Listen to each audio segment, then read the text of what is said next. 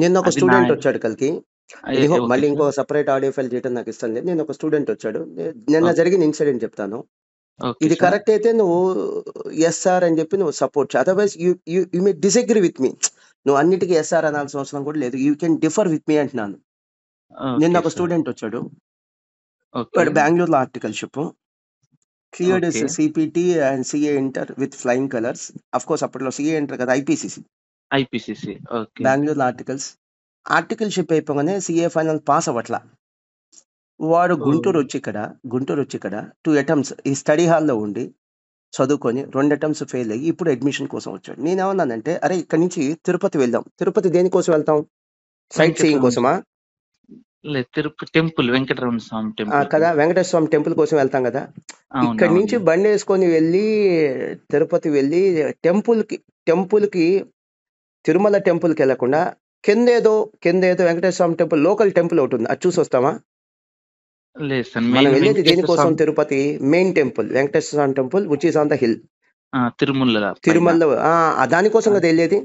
Yes sir. Tirupati అవును వెళ్ళి sir. అక్కడ లోకల్‌గా ఉన్న వెంకటేశ్వర స్వామి టెంపుల్‌కెళ్ళి వస్తామా? చిన్న టెంపుల్ ఏదో ఉంది. Small temple local no sir. అంత దూరం వెళ్ళామంటే ఆ తిరుమల వెంకటేశ్వర స్వామి పైన కదా! హిల్ పైన ఉన్న ఈడు టెంపుల్‌కే చూస్తాం. బెంగుళూరు నుంచి గుంటూరు వచ్చింది స్టడీ హాల్ కోసమా? బెంగుళూరులో లేవా స్టడీ హాల్స్? ఆహా!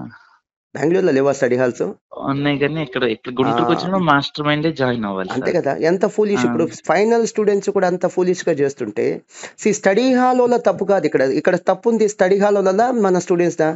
స్టూడెంట్స్ వాళ్ళదే స్టూడెంట్సే సార్. తప్పు. వాళ్ళేం తప్పుంది స్టడీ హాల్స్ వోళ్ళది. ఇప్పుడు స్టడీ హాల్‌లో కూర్చొని చదువుకోవచ్చు. ఇంట్లో కూడా కూర్చొని చదువుకోవచ్చుగా. దానికోసం స్టడీ హాల్ గుంటూరు దాకా రావాలా? ఇక్కడ పేయింగ్ గెస్ట్‌గా ప్రైవేట్ హాస్టల్స్‌లో లేదా పేయింగ్ గెస్ట్ అపార్ట్మెంట్స్‌లో ఉండి ఇంత ఇబ్బంది పడాలా? నో. స్టడీ నో హాల్‌లో కూర్చొని సార్. ఏం చేస్తారు? సెల్ఫ్ స్టడీ అంతే కదా! Yes sir. యెస్ మీ సార్. ఇంట్లో ఉంటే మీ అమ్మా, నాన్న దగ్గరుండి సెల్ఫ్ స్టడీ సాధ్యం కాదా? మీకు రూమ్ అవు ఇచ్చేస్తారు ఇంట్లో. యెస్ హ్యాపీగా అమ్మ సార్. మీ హెల్త్ కూడా చూసుకుంటది. Home made food. Yes sir. Health issues ఏమైనా వచ్చినా సపోర్ట్ చేస్తారు. ఇక్కడ స్టడీ హాల్‌లో కూర్చొని చదువుకునే బదులు మీ ఇంట్లో చదువుకోవచ్చుగా అంటున్నాను.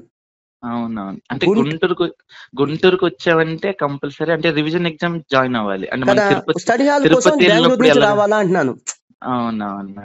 ఈడు వచ్చేసరికి నాకు ఎగ్జాక్ట్‌లీ గుర్తులేదు. ప్రాబబులీ వీడు శ్రీకాకుళం.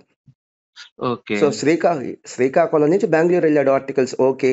ఓకే. మళ్ళీ స్టడీ హాల్ కోసం గుంటూరు రావాలా? He should have stayed in Bengaluru itself కదా! అక్కడే ఆ! ఉండిపోవచ్చుగా. ఆ! Yes sir. లేదా యెస్ సార్. శ్రీకాకుళం ఎళ్ళిపోవచ్చుగా. అవును. యెస్ మనం సార్. చేసేవి సిల్లీ మిస్టేక్స్. అదేంటంటే యెస్ మేము సార్. Final sir.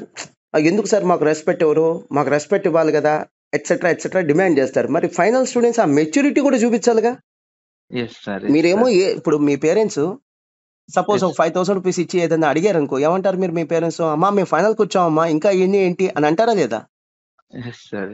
మరి మీరు ఫ్రీడమ్ కోరుకుంటున్నారు మీ పేరెంట్స్ నుంచి ఫైనల్. మరి మేమేం కోరుకుంటున్నాం తెలుసా? మెచ్యూరిటీ కోరుకుంటున్నాం. ఫైనల్ స్టూడెంట్స్ ఆ స్థాయిలో ఆలోచించాలి కదా! మెచ్యూర్డ్‌గా యెస్ సార్.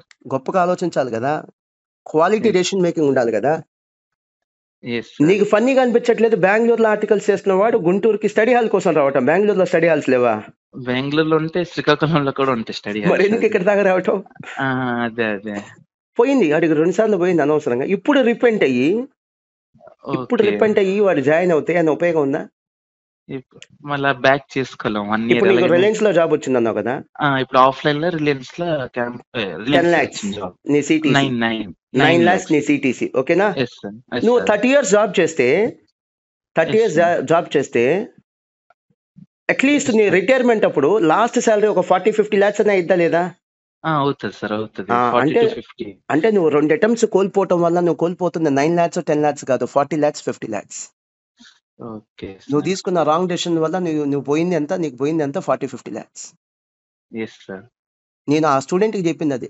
నీ ఎగ్జాంపుల్ కాదు నేను చెప్తున్నా. ఆ స్టూడెంట్‌కి చెప్పిన అవును. ఎగ్జాంపుల్ అది. శ్రీకాకుళం అబ్బాయిది. ఒక ఓకే. ఓకే. 10,00,000 జాబ్ మీకొస్తే గనక మీరు లూజ్ అయ్యేది 10,00,000 కాదు. Your last salary will be in between 40-50,00,000 అది యెస్ సార్. పోయినట్టే. అంతే.